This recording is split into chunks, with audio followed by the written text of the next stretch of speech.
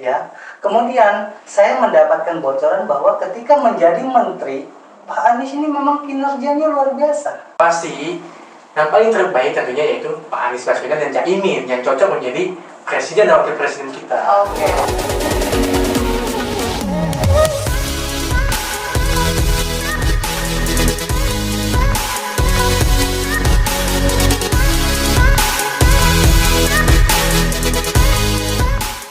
Saat ini saya sedang berada di rumah pemenangan Anies Rashid Baswedan, yaitu Rumah Restorasi Indonesia.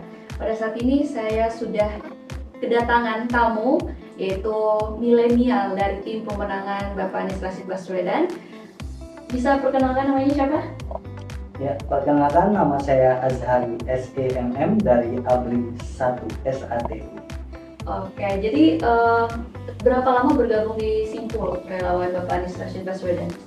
Kalau bergabung di ABRI SATU, kita sudah lebih kurang 1 tahun ya Mbak ya. Lebih kurang kita 1 tahun di sana dan kebetulan saat ini saya dipercaya sebagai Wasekjen. Oh, Wasekjen. Iya. Kalau Wasekjen itu tugasnya apa saja sih kalau di Simpul itu? Kebetulan kalau saya sendiri sebagai Wasekjen di sana, itu saya rekapitulasi data pengurus, kemudian surat menyurat, kemudian kalau misalkan ada undangan itu kita juga yang buat gitu ya, dan ada beberapa hal juga yang kita lakukan secara bertahap seperti pendataan, kemudian pembuatan KTA untuk anggota gitu. Ya. Oke, untuk visi misi dari Simpul kakak tadi kan kakak Azhari itu kira-kira visi misinya itu seperti apa? Nah, kalau untuk ABRI 1 sendiri, kita yang jelas ya, visi kita dan misi kita itu kita campur aja. Satu yang penting, Bapak Anies Rashid Baswedan menjadi Presiden Republik Indonesia tahun 2020. Gitu ya. Oke, kita sebentar saya balik lagi. Oh iya, siap. Dengan siapa di sebelah kanan saya yang ganteng ini ya? Ya, yang saya sudah ganteng. Oh.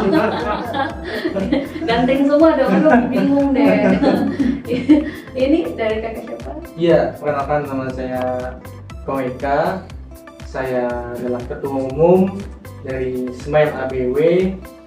Smile ABW itu suara milenial Anies Baswedan dan juga tentunya Cak Imin. Oke. Ya.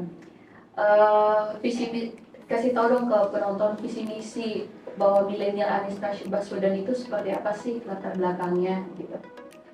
Iya, kalau kami memang bertujuan adalah untuk tentunya merangkul teman-teman milenial, teman-teman Gen Z di seluruh Indonesia untuk dapat memilih Bapak Anies Rashid Baswedan dan juga Cak Imin sebagai presiden dan wakil presiden di 2024 nanti. Nah, kami bergerak tentunya di sosial media, baik itu di Instagram, di TikTok, dan lain sebagainya.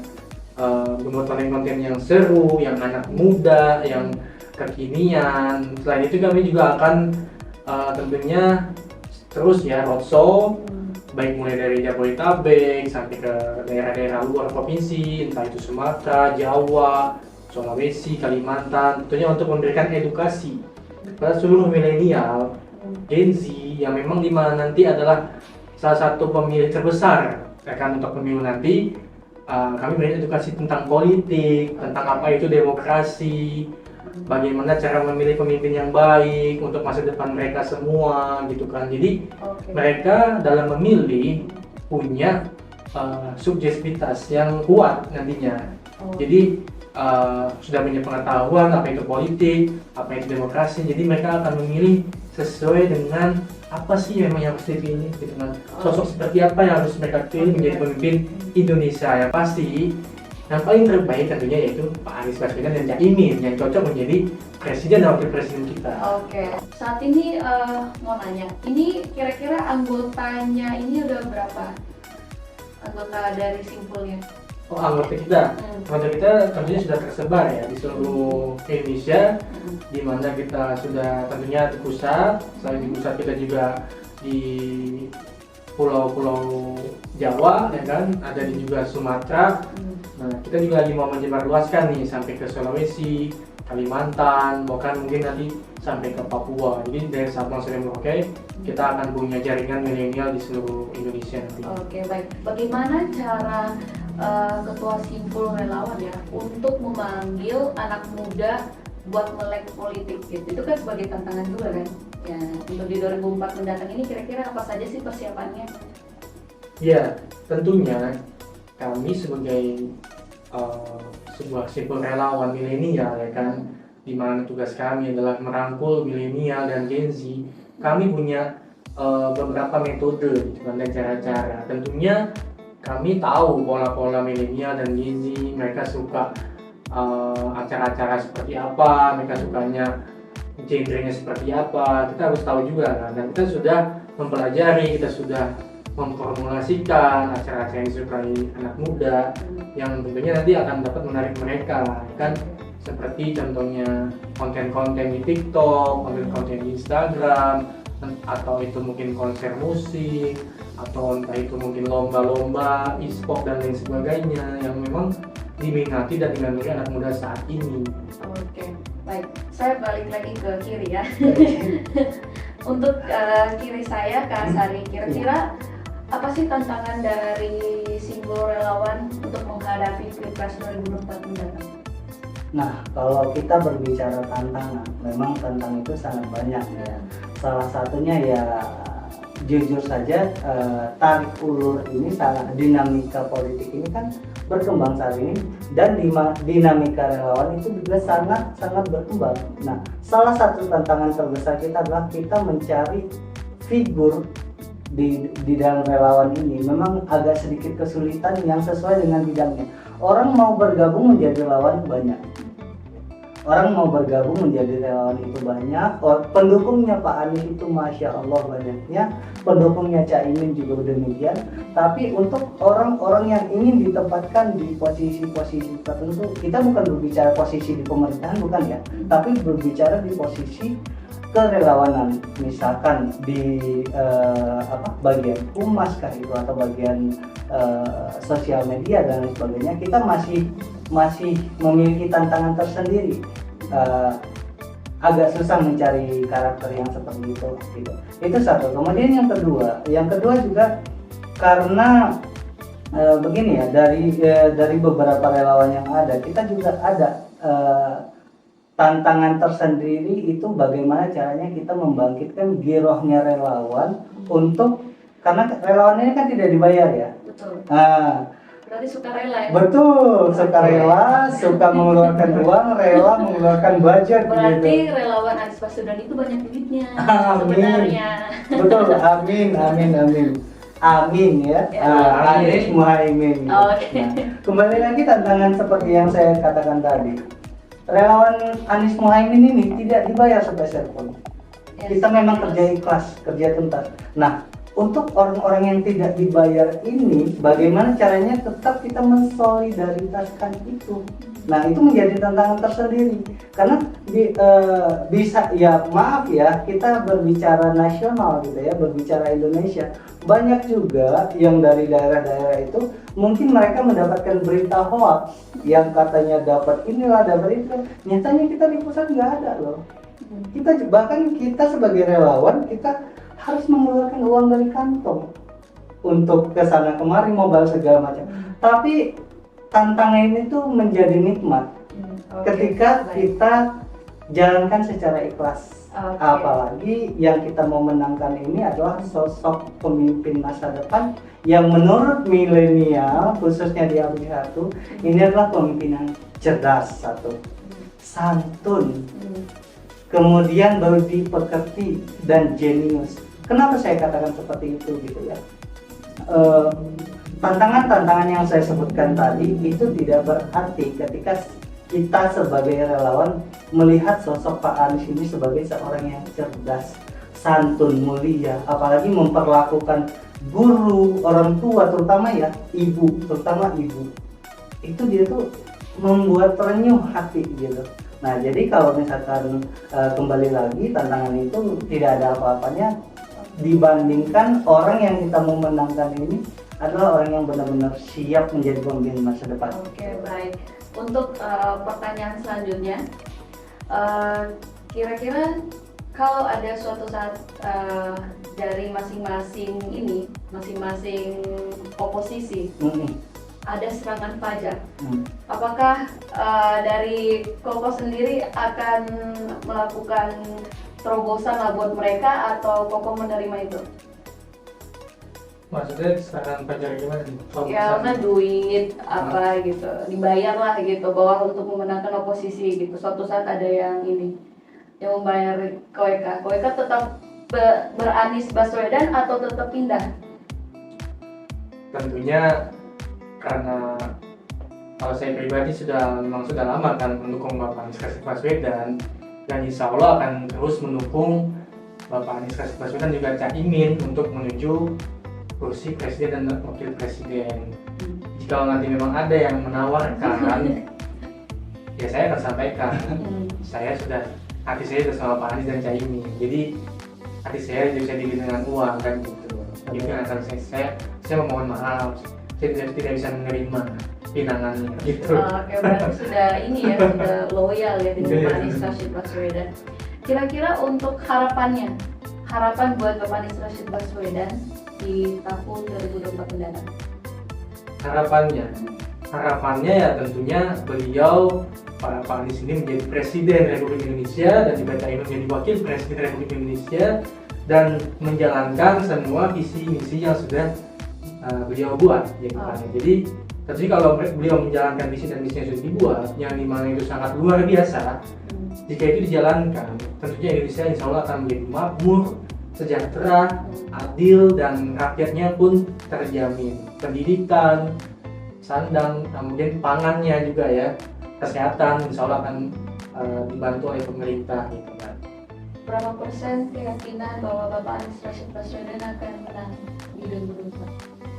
Kalau keyakinan, kalau 100 kan kesimpulan itu hanya milik Allah ya. Yakinnya berarti 99%. 99,99%. Gitu. Kalau 100 kan kesimpulan yang milik Allah kan. Ini 99,9%. Oke, baik, saya balik ke kiri lagi. Kiri kanan terus gitu kan. Iya dong, kiri kanan. Kak, kira-kira untuk harapan buat 2024 mendatang nih, kakak siap tidak siap ya? Kira-kira harapan terbesar lah buat Bapak Anies Rashid Baswedan itu apa kira-kira? Oke, sebelum saya berbicara harapan, mungkin saya ingin berbicara sedikit bagaimana apa sih sebenarnya motivasi sehingga saya pribadi dan kawan-kawan relawan ini memilih Pak Anies Baswedan. Mungkin itu ya. Karena perlu diketahui, jujur ada cerita unik. Nah, cerita uniknya itu adalah saya kenal sama Pak Anies Rashid Baswedan ini walaupun beliau belum mengenal saya gitu ya. Dari sejak beliau menjadi Menteri Pendidikan. Nah, jadi pada saat beliau menjadi Menteri Pendidikan, kebetulan salah satu sahabat karib saya menjadi bawahannya beliau. Ya, kemudian saya mendapatkan bocoran bahwa ketika menjadi menteri, Pak Anies ini memang kinerjanya luar biasa, gitu. Dan pada saat beliau menjadi atasan, bukan atasan yang menuntut, tapi mengajak, mengayomi, smile, high five, gembira, senang. Jadi semua pekerjaan itu dijalankan dengan santai, walaupun ada tuntutan di dalamnya. Nah, kemudian saya juga mengenal beliau pada saat beliau Gubernur DKI Jakarta, karena salah satu tim juga yang memenangkan beliau gitu ya di salah satu organisasi masyarakat gitu kan. Nah, kemudian saya lihat di kacamata saya pribadi dan di masyarakat Jakarta secara umum, Jakarta itu di tangan Pak Anies itu sangat luar biasa. Satu, yang awalnya ada tempat-tempat di mana tidak bisa dinikmati oleh masyarakat luas, bukan hanya masyarakat Jakarta, di kepemimpinan beliau itu bisa dinikmati. Contohnya apa? Contohnya itu adalah Transjakarta itu halte ya, halte Transjakarta di Bundaran HI. Sebelum kepemimpinan beliau, belum ada masyarakat yang bisa menikmati keindahan kota Jakarta. Ikonnya Jakarta kan HI dan lain-lain yang mewah-mewah ya. Nah, ketika dibangun halte itu, kan ada tuh bagian ujung itu tempat spot foto. Nah, itu bisa dinikmati masyarakat luas. Itu satu. Ya.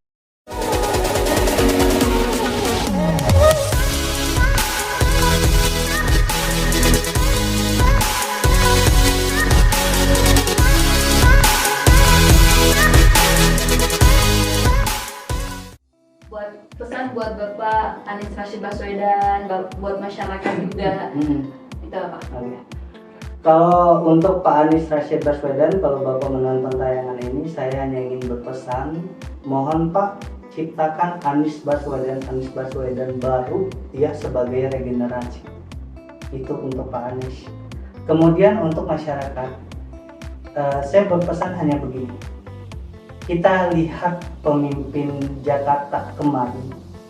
Kita saat ini butuh sosok pemimpin yang santun, mengayomi, kemudian memiliki sifat kasih sayang dan guyon pastinya. Karena dengan hiruk pikuknya kehidupan itu kita butuh pemimpin yang seperti itu. Satu cerita ya sedikit aja tentang JIS. Jadi orang-orang gusuran JIS itu saya pernah melihat di sebuah video. Ketika digusur dari JIS, ternyata mereka ditempatkan di tempat yang lebih layak daripada yang sebelumnya, dan di dalam video itu saya sampai menangis nontonnya karena ada salah satu bapak-bapak memeluk Pak Anies itu sampai terenyuh hatinya gitu, berterima kasihnya itu sangat-sangat gitu. Nah, berarti kan kita sudah tahu sosok pemimpin ini memang sosok pemimpin masa depan yang memang mengayomi masyarakatnya, bukan yang marah-marah, bukan yang arogan gitu ya. Saya sampai sedih juga. Oke, baik. Untuk Koeka ya, kesan-kesan buat masyarakat, kira-kira apa sih tentang Bapak Anies Baswedan? Untuk masyarakat ya, memang juga belum lama saya datang ke kampung akuarium gitu kan. Kampung akuarium salah satu kampung yang dikaryakan oleh Bapak Anies Baswedan. Beliau itu Masya Allah luar biasa. Itu kampung yang menurut saya layak ya, sangat layak untuk tempat tinggal, dan salah satu kampung dengan inovasi terbaru. Itu kan inovasi terbaru di mana warganya mengelola sendiri kampung tersebut, dan belum lama kampung tersebut mendapatkan penghargaan tingkat internasional, kalau nggak salah dari Korea, dan terbukti kan bahwa selain memberikan tempat tinggal yang sangat layak dari kampung tersebut, warganya pun sangat bahagia. Kami bercerita dengan Pak RT itu, Masya Allah gitu kan, perjuangan Pak Anies untuk memperjuangkan kampung akuarium untuk tempat tinggal para warganya. Kenapa namanya akuarium?